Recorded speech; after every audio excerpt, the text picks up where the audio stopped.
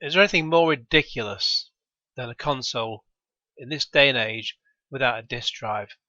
That's what we're all thinking when Xbox decided to release what a lot of people called the SAD edition. The Xbox One S All Digital Edition. I call it the Sade edition, like the singer Sade Adu, best known for Smooth Operator and lots of other songs in the 80s. Great singer. But we had the Xbox One S. I've got an Xbox One S myself. I've not got an X. When I first got the Xbox One S, it was £199, and it has a 4K Blu-ray player in it. That's brilliant. Even a standalone 4K Blu-ray player is more than that. So your quid's in getting one. But as things stand with the Xbox Series X coming up, the Xbox One X, there's too many X's here, there really is. I don't like the names Series X. It's a bit of a bloody mouthful, isn't it? But the Xbox One X and the Xbox One S SAD edition are being officially discontinued. I mean, people are moaning, saying, "Oh, we won't be able to get one." Well, they'll still be sold here and there. You'll be able to get them second hand, that kind of thing. But they're going to discontinue them because they want you to buy this new one, the Series X, which I understand is just going to be called the Xbox anyway. We don't know yet whether they're going to have a discless version. And I say, when I bought the Xbox One S, it was £199, and I think in America the sort of regular, when they brought out the discless version, it was only $50 cheaper than the retail price for the regular Xbox One S.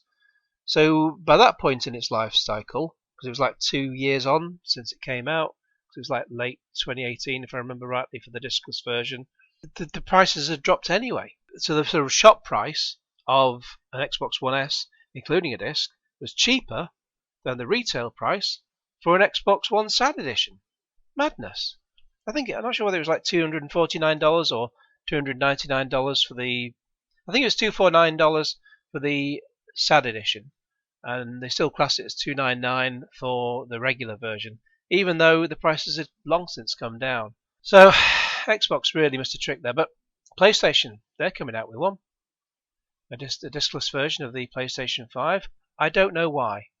We still don't know what prices they're going to charge for it. It may be $400 for the discless version and $500 for the regular version. If Xbox can only have a $50 price differential, then surely Sony will do the same, unless they plan to sell the $400 version at a loss, thus take it on the chin with that, and try and get more sales for that, and try and get more people shifted away from discs, even though I much prefer physical media, even though I know it's partly going away. And there was even a limited run game that came out recently, and they're all about physical, and they released a game that had no disc with it. Absolute madness. What is going on? What I do know is that when the PlayStation 5 comes out, I want to get a regular one with the disc.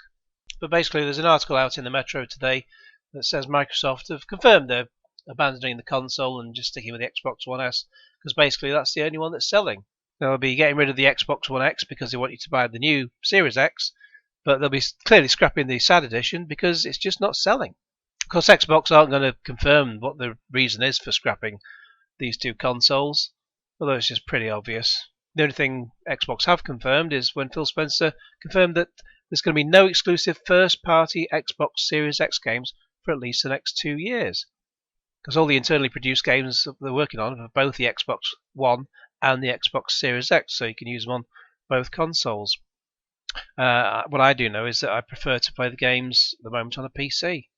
I've got the Xbox Game Pass Ultimate, and it's just so much easier just to play them on the PC.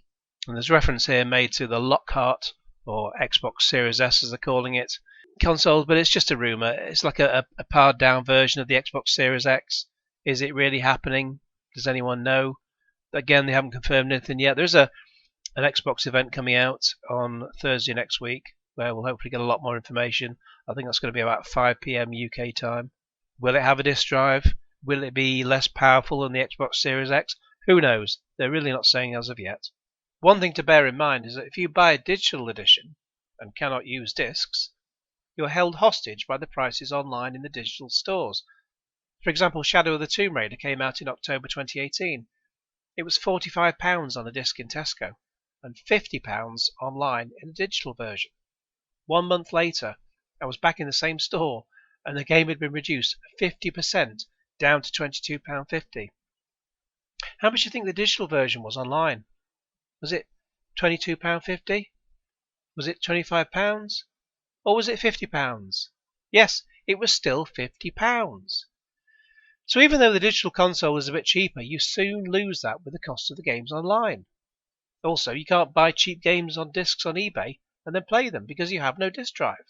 And Ocko Jr. confirms, I just don't get Microsoft. They made a massive song and dance about all Series X exclusives being playable on the Xbox One, and now they want to force people into the next gen or leave them behind, and then they go and stop the Xbox One X. What's the point of ensuring all their games for the next 2 years are playable on the One X if no one can buy one? And further on in the article, earlier on, it says that any sort of remaining stock will just keep being sold until they've run out, but obviously there'll be no more that are being made. And he says this is why Sony are winning. They have a simple marketable message that the PS5 is the future of gaming. Why is Microsoft making everything so complicated? Well, you could argue that PS5 are making it more complicated by having a digital version and a digital discless version as well as the regular version. Oh, it's complex. Give me back to the days when we just had the one console coming out at once. It was so much easier to get my head around. Anyway, what do you think of this situation? Please let me know in the comments below. In the meantime, please like this video, share it with your friends, and subscribe if you haven't already. Click on the little bell to get all the notifications, and cue Genesis.